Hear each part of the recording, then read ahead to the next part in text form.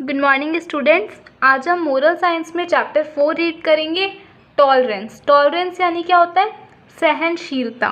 ठीक है, ये एग्जैक्टली क्या होता है उसको हम एक स्टोरी की हेल्प से समझेंगे। The gift of insult. First story है। There once lived a great warrior. एक बार की बात है, एक बहुत ही बहादुर योद्धा रहता था। Though quite old, he still was able to defeat any challenger. हालांकि वो काफ़ी बूढ़ा हो चुका था, लेकिन वो फिर भी किसी भी चैलेंज को एक्सेप्ट कर सकता था और उस चैलेंज करने वाले को हरा सकता था।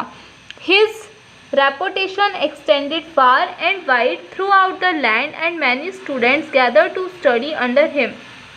उसकी जो ये रेपुटेशन थी ये बहुत दूर तक फैल गई और बहुत से बच्चे इकट्ठे होने लगे उससे पढ़ने के लिए। One day an infamous young warrior arrived at the village. एक बार एक इनफेमस यानी जो फेमस नहीं था वैसा एक यंग वॉरियर आया, एक यंग योद्धा आया विलेज के अंदर। He was determined to be the first man to defeat the great master. वो क्या निश्चय करके आया था? वो पक्का इरादा बना के आया था, निश्चय बना के आया था कि वो पहला ऐसा आदमी बनेगा जिसने ग्रेट मास्टर को, जो महान मास्टर है जिसको कोई नहीं हरा सकता था, उसको वो डिफीट करने वाला, हराने वाला पहला आदमी बनेगा। Along with his strength, he had an uncanny ability to spot and exploit any weakness in an opponent. उस जो व्यक्ति आया था, यंग मैन आया था, उसके अंदर एबिलिटी तो थी ही, स्ट्रेंथ तो थी ही, मतलब उसके अंदर शक्ति थी, और साथ साथ में उसके अंदर ये एबिलिटी भी थी कि वो जो अपोनेंट है, जिसके खिलाफ वो लड़ाई कर रहा है, उसकी वीकनेस क्या है इस बारे में वो पता लगा सकता था। He would wait for his opponent to make the first move. वो तब तक वेट करता था जब तक कि उसका ओपोनेंट जो है, जो उसके खिलाफ लड़ रहा है, वो पहला एक्शन ले, दस रिवीलिंग अ वीकनेस, और जिससे कि उसको वीकनेस पता चल जाए उसके अपोनेंट की। And then would strike with merciless force and lightning speed. और उसके बाद फिर वो बहुत ही बुरी तरीके से, बहुत ही ज़्यादा फोर्स से अपने ओपोनेंट को लाइट की स्पीड से मारता था। No one had ever lasted with him in a match beyond the first move. कोई भी उसके सामने एक मैच के पहले मूव से ज़्यादा नहीं टिक सकता था, क्योंकि पहले मूव के अंदर ही वो पता लगा लेता था कि इस व्यक्ति की क्या कमज़ोरी है। उसके बाद में वो उसके ऊपर ऐसा फोर्स लगा के उसको मारता था कि वो व्यक्ति उसके सामने नहीं टिक पाए। Much against the advice of his concern student, the old master gladly accepted the young warriors challenge. जो उसके कंसर्न स्टूडेंट थे, जो स्टूडेंट्स ऐसे थे ओल्ड मास्टर के जो उनकी चिंता करते थे, उसके बाद भी ओल्ड मास्टर ने खुशी से ये जो नया लड़का आया था, जवान लड़का आया था, उस योद्धा की चैलेंज को एक्सेप्ट कर लिया। As the two squared off for battle, the young warrior began to hurl insult at the old master. जैसे ही मैच स्टार्ट हुआ तो जो यंग वॉरियर था, जवान योद्धा था, उसने ओल्ड मास्टर की इंसल्ट करना शुरू कर दिया। He threw dirt and spit in his face. उसने उसके ऊपर गंदगी फेंकी और उसके मुंह पर थूका। For hours he verbally assolated him with every curse and insult known to mankind. कुछ घंटों तक उसने, काफ़ी देर तक उसको इंसल्ट करता रहा, गंदी गंदी शब्द बोलता रहा और उसकी इंसल्ट करता रहा। But the old warrior merely stood there motionless and calm. लेकिन जो बूढ़ा व्यक्ति था वो बिल्कुल शांत खड़ा था, बिल्कुल मोशन नहीं कर रहा था, बिल्कुल नहीं हिल रहा था, आराम से एकदम शांति से खड़ा था, जबकि वो उसको इतना कुछ कह रहा था। Finally the young warrior exhausted himself. Finally क्या हुआ? जो यंग वॉरियर था उसने बोल बोल के खुद को पूरी तरह से थका लिया। Knowing he was defeated, he left feeling ashamed. वो जानता था कि अब वो हार जाएगा क्योंकि वो पहले ही थक चुका था, तो उसने मैच को छोड़ दिया और शर्मिंदा होकर चला गया। Somewhat disappointed that he did not fight the insolent youth, the students gathered around the old master and questioned him. How could you endure such an indignity, how did you drive him away. जो युद्ध आया था वो उससे लड़ाई ही नहीं कर पाया और पहले ही हार मान के चला गया। तो ये देखकर उसके जो स्टूडेंट्स थे उन्होंने ओल्ड मास्टर को घेर लिया और उनसे क्वेश्चन पूछने लगे कि तुमने अपनी इतनी इंसल्ट कैसे सहन करी, तुमने उस लड़के को कैसे भगा दिया। If someone comes to give you a gift and you do not receive it, the master replied. Master ने कहा कि अगर तुम्हें कोई गिफ्ट दे लेकिन तुम उसको रिसीव ना करो तो तुम्हारे तक वो गिफ्ट आएगा ही नहीं।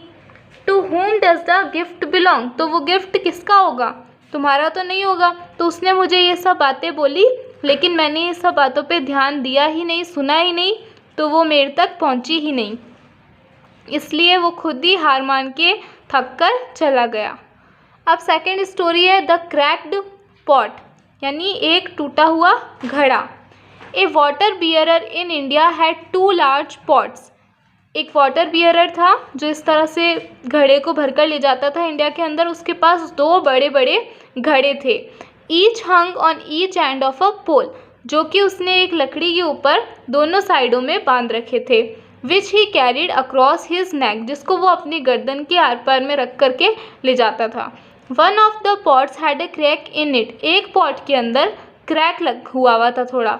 And while the other pot was perfect, लेकिन जो दूसरा पॉट था वो पूरा परफेक्ट था। Always delivered a full portion of water at the end of the long walk from the stream to the master's house. और ये जो परफेक्ट घड़ा था ये हमेशा पूरा पानी देता था जो कि वो स्ट्रीम से भर कर के लेके आता था मास्टर के घर तक। The cracked pot arrived only half full, और जो ये क्रैक्ड वाला पॉट था इसके अंदर केवल आधा ही पानी आ पाता था। For a full 2 years this went on daily, 2 सालों तक ऐसा ही लगातार चलता रहा। With the bearer delivering only 1.5 pots full of water in his masters house. 2 सालों तक ये जो बियरर था, पानी ले जाने वाला था, ये अपने मास्टर के घर में एक घड़ा पूरा और दूसरा घड़ा आधा पानी ही डिलीवर कर पाता था। Of course the perfect pot was proud of its accomplishments, ये जो परफेक्ट पॉट था उसको अपने आप पे घमंड हो रहा था।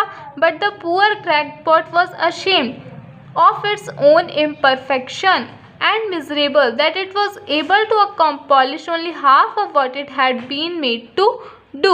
लेकिन जो ये पुअर क्रैक पॉट था, जो टूटा हुआ घड़ा था, उसे अपने आप पे शर्म आने लगी थी क्योंकि वो टूटा हुआ था और वो दुखी रहता था क्योंकि उसे पता है कि उसके अंदर पूरा वाटर आ सकता है, लेकिन उसकी इम्परफेक्शन की वजह से वो केवल उसका आधा ही पानी उसको दे पाता है। After 2 years of what it perceived to be a bitter failure, it spoke to the water bearer one day by the stream। 2 सालों के तक जो वो कुछ भी हासिल नहीं कर पाया अपनी असफलता के कारण, उसने सोचा कि अब मुझे अपने मास्टर से, यानी जो पानी ले जाने वाला है, उससे बात करनी चाहिए। तो एक दिन उसने स्ट्रीम के पास, तालाब के पास में, नदी के पास में अपने इस वाटर बियरर से बात करी। I am ashamed of my self, टूटे हुए घड़े ने क्या कहा, मुझे अपने आप पे शर्मिंदगी है। And I want to apologise to you, और मैं तुमसे अपोलोजाइज करना चाहता हूँ, तुमसे माफ़ी मांगना चाहता हूँ। वाई, क्यों, आस्क्ड द बियरर, बियरर ने पूछा। What are you ashamed of, तुम्हें किस बात की शर्मिंदगी है। आई हैव बीन एबल, कि मैं सक्षम हूँ, for these past 2 years to deliver only half my load because this crack in my side causes water to leak out all the way back to your master's house। कि मैं जितना क्षमता रखता हूँ पानी ले जाने की, केवल मैं उसका आधा ही तुम्हें डिलीवर कर पाता हूँ क्योंकि मेरे अंदर क्रैक है और उसकी वजह से पानी लीक होता रहता है। जब तक तुम मास्टर के घर पहुँचते हो तो पीछे से सारा पानी लीक होता रहता है और केवल आधा मटका ही पानी बचता है।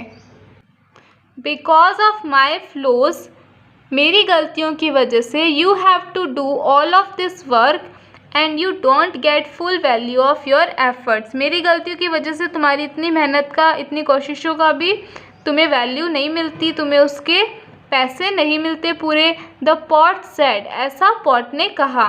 The water bearer felt sorry for the old cracked pot and in his compassion he said, water bearer ने बहुत ही दया के साथ कहा पॉट को, as we return to the master's house, जब हम मास्टर के हाउस वापस जाते हैं नदी से पानी भर के, I want you to notice the beautiful flowers along the path, मैं चाहता हूँ कि तुम जो रास्ते में हमारे सुंदर सुंदर फूल आते हैं उनको आज नोटिस करो। जब हम वापस मास्टर के घर जाएं तो तुम उन फ्लावर्स को नोटिस करना। Indeed as they went up the hill the old cracked pot took notice of the sun warming, तो वो टूटा हुआ घड़ा क्या कहता है, ज़रूर ही जब वो हिल के ऊपर से जा रहे होते हैं तो ओल्ड क्रैक्ड पॉट क्या नोटिस करता है कि जो ब्यूटीफुल फ्लावर्स होते हैं वो सन की रोशनी में जगमगा रहे होते हैं। The beautiful wild flowers on the side of the path, path की साइड में दिखाई देते हैं। And this cheered it some, और इसकी वजह से थोड़ा सा जो पॉट है वो उनको देखकर खुश हो जाता है। But the end of the trail it still felt bad, लेकिन जैसे ही वो घर पहुंचने वाले होते हैं तो उसको फिर से बुरा लगना शुरू हो जाता है, because it had leaked out half it's load, क्योंकि अब उसने अपना आधा पानी गिरा दिया था उस पॉट ने। And so again it apologise to the bearer for its failure, और फिर वो बियरर से अपनी फेलियर के लिए, असफलता के लिए माफ़ी मांगने लगता है। The bearer said to the pot, bearer pot से कहता है, did you notice that there were flowers only on your side of the path but not to the other pot side, तुमने क्या ये बात नोटिस करी कि फ्लावर तुम्हारी ही साइड में आते हैं, दूसरे वाले घड़े के साइड में तो फ्लावर्स नहीं आते। That's because I have always known about your flow, मुझे पता है कि तुम्हारे अंदर क्या फ्लो है, तुम टूटे हुए हो। And I took advantage of it, और मैं इसी चीज़ का फ़ायदा उठाता हूँ कि तुम टूटे हुए हो। I planted flower seeds on your side of the path, जो तुम्हारे साइड में रास्ता आता है मैंने उस तरफ कुछ फूलों के बीज प्लांट कर दिए थे, डाल दिए थे। And every day while we walk back from the stream, और जब भी हम नदी से वापस घर आते हैं, यू हैव वाटर्ड दैम, तुम उनको उन फूलों को पानी देते हो। फॉर 2 years, पिछले 2 सालों से, I have been able to pick this beautiful flowers to decorate my master's table, मैं तुम्हारे कारण ही ये सुंदर सुंदर फूल ले जाकर मेरे मास्टर की टेबल को डेकोरेट कर पाता हूँ। Without you being just the way you are, he would not have this beauty to grace his house, तुम्हारे बिना जो ये मास्टर के घर की जो ब्यूटी होती है वो होना पॉसिबल नहीं था, क्योंकि तुम्हारी वजह से ये फूल ग्रो कर पाए हैं और इन सुंदर फूलों को मैं ले जा पाता हूँ। Each of us has own unique flows, हम सभी के अंदर कोई ना कोई अपनी खुद की गलतियाँ होती है, अपनी खुद के इम्परफेक्शंस होते हैं। We are all cracked pots, हम सभी क्रैक्ड पॉट्स हैं। But if we will allow it, the Lord will use our flaws to grace his father's table, in God's great economy nothing goes to waste, अगर हमारे अंदर सभी के अंदर flows होते हैं और जो लॉर्ड है वो हमारी इन्हीं गलतियों का यूज़ करता है ताकि वो अपनी फादर की टेबल को ग्रेस कर पाए। गॉड की जो ग्रेट इकोनॉमी है उसके अंदर कोई भी चीज़ वेस्ट नहीं जाती, चाहे उसके अंदर क्रैक ही क्यों ना हो, उसका भी कोई ना कोई यूज़ होता है। So as we seek ways to minister together and as God calls you to the task he has appointed for you, don't be afraid of your flaws, अगर आपको कोई भी काम दिया जा रहा है तो मतलब गॉड ने वो आपके लिए सोच के दिया है, आपको अपने फ्लॉज से, अपनी गलतियों से डरना नहीं चाहिए। Acknowledge them and allow him to take advantage of them and you too, अपने आप को एक्नॉलेज करो और अपनी उन गलतियों का भी एडवांटेज उठाओ, आपके अंदर जो इम्परफेक्शन है उसका भी एडवांटेज उठाओ। Go out boldly knowing that in your weakness we find his strength, आपकी वीकनेस में आपकी स्ट्रेंथ है। In him every one of God's promise is a yes. ठीक है, ये चैप्टर आपका कंप्लीट हो गया। आज आपको इसकी बुक एक्टिविटी और क्वेश्चन आंसर बुक में फिल करने हैं। Thank you.